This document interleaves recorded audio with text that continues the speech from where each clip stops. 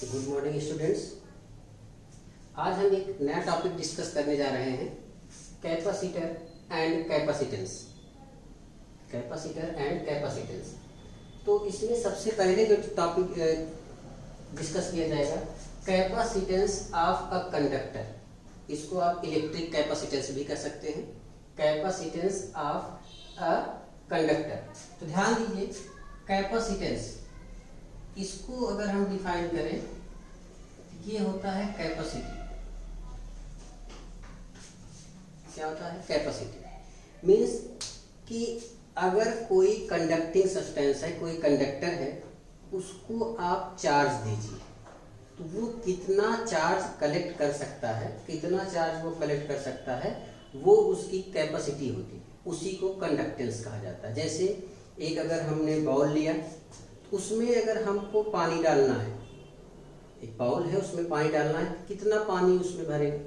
जितना उसका वॉल्यूम होगा, जितना उसका वॉल्यूम होगा वो उतना ही पानी कलेक्ट कर सकता है, वही उसकी कैपेसिटी होती है। उसी को कैपेसिटेंस कहा जाता है। तो उसी को यहाँ पर डिफाइन करना है। उसी तरीके से कंडक्टर क्या करता है? चार्ज पार्टिकल्स को एब्जॉर्ब, कलेक्ट करता है। कंडक्टर क्या करता है? चार्ज को कलेक्ट करता है।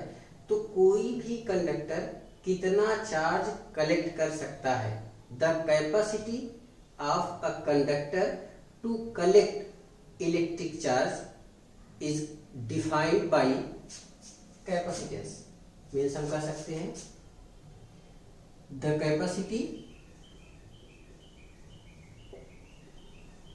Of a conductor to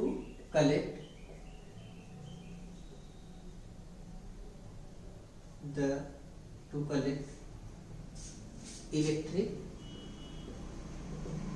charges is called capacitance, या इलेक्ट्रिक कैपेसिटेंस आप कह सकते हैं। मीन्स कोई भी कंडक्टर जितना चार्ज कलेक्ट कर सकता है, जितनी उसकी मैक्सिमम पॉसिबिलिटी है, वही उसकी कैपेसिटी कही जाती है। उसी को हम किस टर्म में यूज करते हैं? कैपेसिटेंस। इसको डिनोट करते हैं हम कैपिटल सी से। ये आता कैसे है वो समझ लीजिए। जैसे हमने एक डिफिनेशन पढ़ा हुआ था, electric potential. Potential V equal to होता है 1/4 pi epsilon naught Q upon R। इसका मतलब कि जो V है पोटेंशियल, किस पे डिपेंड करता है? Q पर। जैसे जैसे चार्ज की वैल्यू बढ़ती जाएगी, V की वैल्यू भी बढ़ती जाएगी। इसका मतलब यह है कि अगर किसी कंडक्टर को चार्ज दिया जाए, तो जैसे जैसे कंडक्टर का चार्ज इंक्रीज होता जाएगा, तो उसके चारों ओर जो पोटेंशियल की वैल्यू है वो भी इंक्रीज करेगी। उसके चारों ओर का जो पोटेंशियल है वो भी क्या होगा? इंक्रीज होगा। तो हम कह सकते हैं कि जो इलेक्ट्रिक पोटेंशियल होता है किसी कंडक्टर का, या कह सकते हैं चेंज ऑफ इलेक्ट्रिक पोटेंशियल, क्योंकि चार्ज देंगे तो इंक्रीज होगा। तो जो चेंज ऑफ इलेक्ट्रिक पोटेंशियल होता है वो कितना चार्ज आपने दिया उसके डायरेक्टली प्रोपोर्शनल होता है। जैसे जैसे चार्ज इंक्रीज करते जाएंगे, जितना चार्ज इंक्रीज करेंगे उसी के रेशियो में पोटेंशियल भी इंक्रीज होता जाएगा। मान लेते हैं suppose electric potential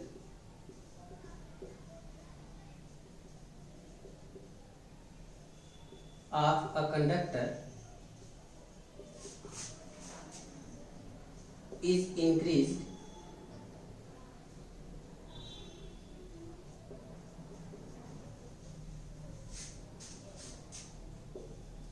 by V। इतना पोटेंशियल इंक्रीज होता है कब? when Q coulomb of charge is given to the conductor। Means conductor को Q कूलाम अगर चार्ज दिया जाता है तो उसकी इलेक्ट्रिक पोटेंशियल कितना इंक्रीज हो जाता है? V। तो हमने कहा मीन्स की जो इलेक्ट्रिक पोटेंशियल होता है वो गिवन चार्ज पे क्या होगा, डायरेक्टली प्रोपोर्शनल हो जाएगा। तो देयरफॉर हम लिख सकते हैं V proportional to Q। Therefore V proportional to क्या हो जाएगा, सॉरी यहाँ पे हम लिखेंगे Q proportional to V। Q proportional to V means जितना चार्ज बढ़ेगा उसी के अकॉर्डिंग हम इलेक्ट्रिक पोटेंशियल भी इंक्रीज होता जाएगा। अब आगे बढ़ते हैं। ये प्रोपोर्शनल है, प्रोपोर्शनलिटी का सिंबल जब हटाएंगे तो एक कांस्टेंट आता है, और Q प्रोपोर्शनलिटी का सिंबल हटेगा, इक्वल आएगा तो एक कांस्टेंट आएगा यहाँ पे जिसको C से डिनोट किया जाता है, C इंटू P। यहाँ पर ये जो C टर्म आया है, C इज कॉल्ड, यही एक कांस्टेंट है जिसे क्या कहते हैं, कैपेसिटेंस ऑफ कंडक्टर। अब इसकी वैल्यू किस पर डिपेंड करती है, C is depend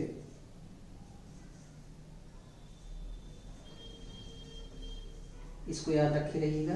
first size of conductor, conductor की साइज क्या है उस पर डिपेंड करता है। Medium around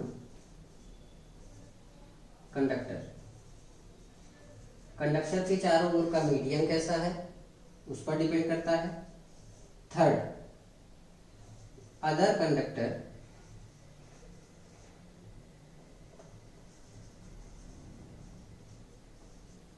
near it, means जिसका कैपेसिटेंस निकालना है उसके पास कोई अगर अदर कंडक्टर है उस पर भी डिपेंड करता है। ये मेनली तीन चीजें हैं जिस पर कैपेसिटेंस डिपेंड करता है।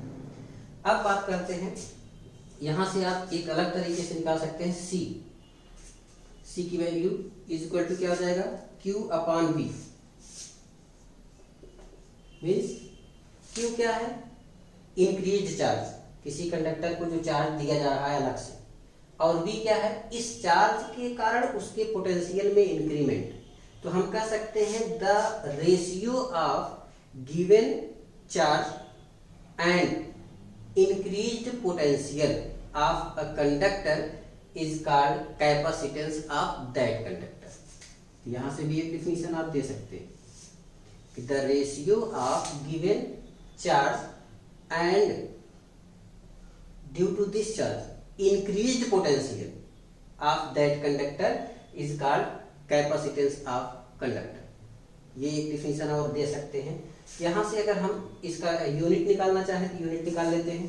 Q क्या होता है, कूलम, C V क्या होता है, वोल्ट, कूलम पर वोल्ट, ये यूनिट हो गई। इसी को लिखा जाता है फैरेड, कैपिटल F से। कूलम पर वोल्ट को ही क्या कहा जाता है, फैरेड कहा जाता है। ये इसकी यूनिट है। अब बात करते हैं इसी में थोड़ा सा आगे, डायमेंशनल फार्मूला अगर डिफाइन करना हुआ, dimensional formula is equal to, ध्यान दीजिए C होता है चार्ज, चार्ज की यूनिट है कूलम, मींस चार्ज का डायमेंशनल फार्मूला क्या होता है, AT।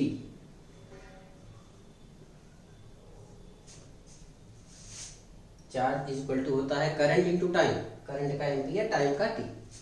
पोटेंशियल का क्या होता है भाई, M L two T minus 3 A minus 1 potential का होता है। इसी को सॉल्व कर लीजिए, सारे टर्म्स ऊपर जाएंगे तो हो जाएगा आपका ये M minus 1 L minus 2 T minus 3 ऊपर जाएगा, प्लस एक ये हो जाएगा, एक ये 3 ये 4 T4 और ये भी ऊपर जाएगा प्लस A, यहाँ पे एक, यहाँ A2।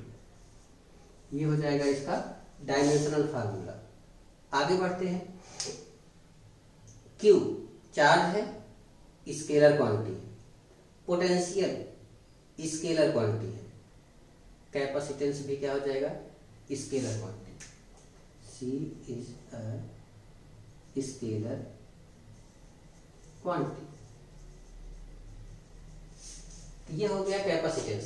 एक जनरल वे में अगर कहा जाए कि कोई भी कंडक्टर कितना चार्ज कलेक्ट कर सकता है, उसकी जो कैपेसिटी होती है उसी को कैपेसिटेंस कहा जाता है, उसको इस तरीके से डिफाइन किया जा सकता है। किस पर डिपेंड करता है ये जरूर समझे रहिएगा, ये सबसे इम्पोर्टेंट है। Thank you.